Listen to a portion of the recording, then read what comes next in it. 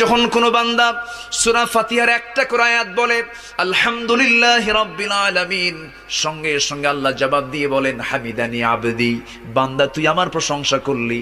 আর রহমানির রহিম যখন বলে আল্লাহ বলেন আসনা আলাইয়া আবদি। মালিক ইয়াউমিদ্দিন যখন বলে আল্লাহ বলেন মাজ্জাদানি আবদি। এরপরে যখন বলে ইয়াকা না'বুদু ওয়া ইয়াকা নাস্তাঈন পর্যন্ত যখন বলে আল্লাহ বলেন বান্দারে তুই আমার কাছে কি চাস, প্রাণ খুলে চা রে বান্দা।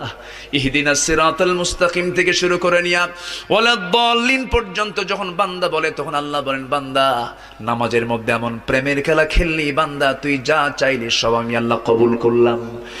ওই বান্দা যখন রুকুতে যায় আল্লাহ তখন অস্থির হন। ওই বান্দা যখন সিজদায় যাওয়ার জন্য প্রস্তুতি নাই, সমস্ত ফেরেশতাকে ডাক দিয়ে বলেন ও ফেরেশতারা, এই বান্দাগুলো আমাকে দেখলো না, রাসূলকে দেখলো না, কোরআনকে দেখে হাদিসকে বিশ্বাস করে আমাকে খুশি করার জন্য তার সবচেয়ে সম্মানজনক